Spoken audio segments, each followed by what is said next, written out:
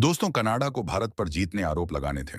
Canada लगा चुका भारत को अंतर्राष्ट्रीय स्तर पर जितना बदनाम करने की कोशिश करनी थी, कनाडा पूरी तरीके से कर चुका है। लेकिन अब भारत की बारी है। असल में कुछ दिनों पहले एक बार फिर कनाडा की एक रिपोर्ट पब्लिश की जाती है, जिसमें कहा जाता है कि निज़र की हत्या के साजिश का आरोपी सिर्फ भारत है। और अब भारत ने इसी रिपोर्ट का जवाब कुछ नए अंदाज में दिया है, जिसे आपको जरूर सुनना चाहिए। दूसरी खबर नाटो से सामने निकल के आ रही है, जहां पर यह दुनिया की काफी बड़ी ऑर्गेनाइजेशन है और अब नाटो के अंदर एक तरीके से इमरजेंसी डिक्लेयर हो चुकी है, सिर्फ रशिया और अमेरिका की वजह से। तीसरी अंतर्राष्ट्रीय खबर रूस से है, जहां पर रूस ने फाइनली आईसीबीएम मिसाइलों का इस्तेमाल करना शुरू कर दिया है। चौथी खबर अमेरिका से सामने निकल कर आई है, जहां पर अमेरिका की तरफ से भारत के बिजनेसमैन गौतम अडानी पर एक बड़ा आरोप लगाया गया है और उनके ऊपर 25 करोड़ डॉलर की रिश्वत देने का आरोप लगाया गया है। स्टेन डिफेंस के सामने निकल के आ रही है, जहां पर भारत, फ्रांस, ब्राजील और कई देशों के साथ अपने बिजनेस को स्ट्रांग करना, साथ ही साथ उन देशों के लिए लोकल प्लेटफॉर्म प्रोवाइड करना, ताकि हम इनके लिए और हम इनके द्वारा अपने हथियारों को डेवलप कर सकें। कुछ इस स्ट्रेटजी पर काम करना शुरू कर चुका है। आज के इस वीडियो में टॉप 5 अंतर्राष्ट्रीय खबरें आपको बताते हैं कि यदि आपको ये हमारी न्यूज सीरीज पसंद आ रही हो, तो आजकल इस वीडियो को लाइक एंड चैनल को सब्सक्राइब जरूर कीजिएगा। सबसे पहले कनाडा से आ रही है। अपडेट की बात की जाए तो कनाडा ने किस तरीके से पिछले महीने भारत पर एलिगेशंस लगाया और एक के बाद एक भारत के प्रधानमंत्री हों, होम मिनिस्टर हों या फिर रॉ चीफ, सबको टारगेट किया गया। लेकिन कनाडा ने लिमिट तब क्रॉस कर दी जब दोनों देशों की तरफ से डिप्लोमेट्स एक दूसरे ने बाहर निकालने शुरू कर दिए। एक बार फिर कनाडा की लोकल रिपोर्ट में इस बात को प्रवेश किया जाता है, जिसमें यह कहा जाता है कि भारत पर ही हमें पूरी साजिश का इल्जाम लगाना चाहिए। निज्जर की हत्या का मामला और इसी चीज का जवाब देते हुए भारत के विदेश मंत्रालय के प्रवक्ता रणधीर जायसवाल ने कहा कि खालिस्तानी आतंकी हरदीप सिंह निज्जर की हत्या की साजिश की जानकारी देने का दावा पूरी तरीके से झूठा है। केरंडाई रिपोर्ट एकदम बेबुनियाद है। अगर इनके अंदर दम है तो भारत के सामने वो सभी साक्ष्य प्रसारण करें, जिससे हम इस बात को एक्सेप्ट कर सकें और ये बात आपके सामने दूध और पानी की तरह झलक रही होगी। जहां पर कुछ ही समय पहले एक खालिस्तानी आतंकी को अरेस्ट किया गया है, लेकिन जब भारत ने उसे अपने देश मांगने की डायमंड की, तो इनमें से किसी भी देश के अंदर हिम्मत नहीं हुई कि इसे भारत को लौटाया जाए और ये भारत पर बेबुनियाद इल्जाम लगा रहे हैं। दूसरी खबर नाटो से सामने निकल रही है, जहां पर अमेरिका में मौजूद राष्ट्रपति जो बाइडेन जब जाने की तैयारी में हैं, उससे पहले कुछ ऐसे बड़े फैसले ले चुके हैं जो कि आगे चलकर कई देशों को नुकसान पहुंचा सकते हैं। रिपोर्ट्स के मुताबिक यूक्रेन को कई ऐसी मिसाइलें अमेरिका की तरफ से दी जा चुकी हैं कि रेंज करीब 300 किलोमीटर की है और अमेरिका द्वारा यूक्रेन को मिली ये मिसाइल्स डायरेक्टली रशिया के सेंटर को जाकर के हिट कर रही हैं। अभी तक यूक्रेन के पास ऐसी कोई मिसाइल मौजूद नहीं थी जो इस लेवल के हमले कर सके।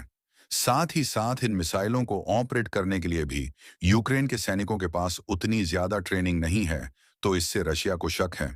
वहीं अमेरिका ने अपने सैनिकों को भी यूक्रेन में भेजकर के इन मिसाइलों को लॉन्च करने का काम किया है। यूक्रेन की तरफ से रूस पर करीब 6 ऐसी बड़ी मिसाइलें दागी गई हैं, जिसके बाद टेंशन्स और ज्यादा बढ़ चुकी हैं। और इस खबर के सामने आते ही अमेरिका की एम्बेसी हो या फिर नाटो के तमाम देशों के एम्बेसी, जो कि रूस के अंदर है, इसके अलावा जो बॉर्डर एरियाज है, वहां पर इमरजेंसी डिक्लेयर की जा चुकी है। सभी लोगों को चेतावनी दी जा चुकी है। साथ ही साथ नाटो के संस्थापक देशों में शामिल नॉर्वे, जो कि करीब 195 किलोमीटर बॉर्डर रूस के साथ ठहर करता है, इसके अलावा और कई देशों को क्लियर वार्निंग दी जा चुकी है कि अपने नागरिक को सेव कर लिया जाए। साथ ही फिनलैंड भी रूस के साथ करीब 1340 किलोमीटर का बॉर्डर शेयर करता है और इस देश को भी बड़ा खतरा हो सकता है। रूस ऑलरेडी बहुत ज्यादा गुस्से में आ चुका है और इसी चीज का बदला अब फाइनली रूस लेने वाला है। और इस पर आ रही लेटेस्ट अपडेट ये है कि रूस और यूक्रेन के संघर्ष को अब नेक्स्ट लेवल पर पहुंचाया जा चुका है, जहां पर रूस की तरफ से फाइनली आज यानी कि गुरुवार के दिन आईसीबीएम, जिसे हम इंटरकंटिनेंटल बैलिस्टिक मिसाइल कहते हैं, जिस तरीके की मिसाइलों का परीक्षण रिसेंटली भारत ने किया था, फाइनली रूस ने इन्हें यूक्रेन पर दागना शुरू कर दिया है।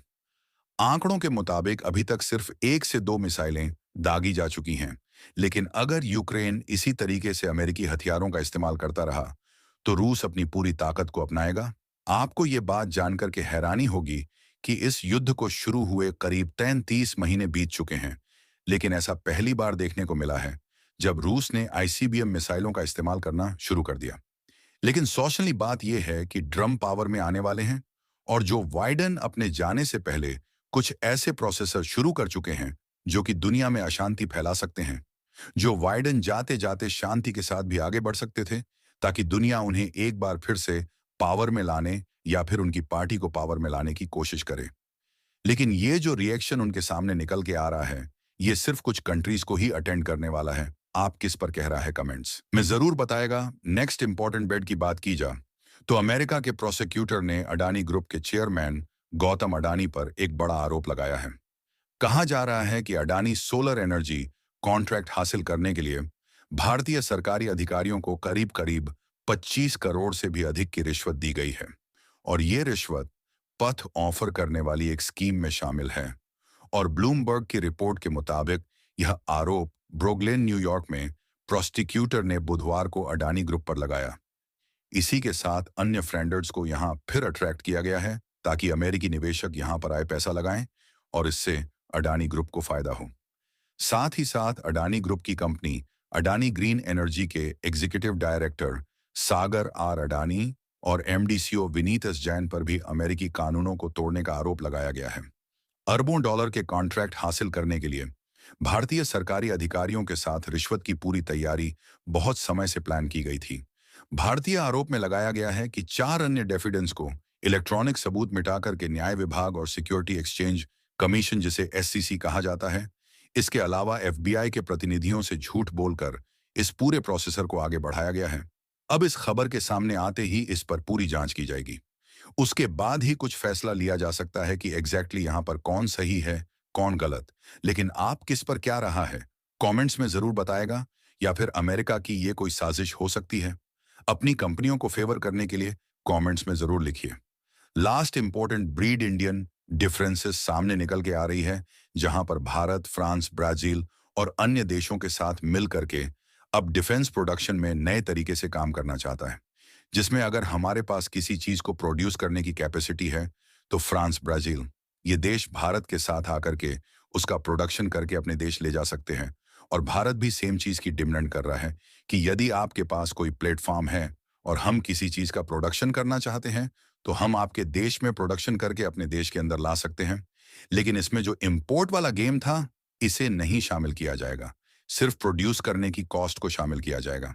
इसके बाद डिलीवरी डायरेक्टली उस देश को कर दी जाएगी, जिसे आप एक तरीके से डिफेंस के अंदर होने वाला फ्री ट्रेड अग्रीमेंट कह सकते हैं। और इससे उन देशों को बहुत बड़ा फायदा होने वाला है जो कि डिफेंस इक्विपमेंट्स को बड़े स्केल पर प्रोड्यूस करते हैं। इसी के साथ भारत की बात की जाए तो भारत में ऑलरेडी मल्टीपल प्लांट्स सेटअप किए जा चुके हैं और भारत के पास इतना बड़ा लैंड है जहां पर ऑलरेडी कई फैक्ट्री सेटअप की जा रही हैं। नाउ इंडिया 85 प्लस कंट्रीज को कई डिफेंस इक्विपमेंट्स, कई पार्ट्स एंड कंपोनेंट्स एक्सपोर्ट करता है।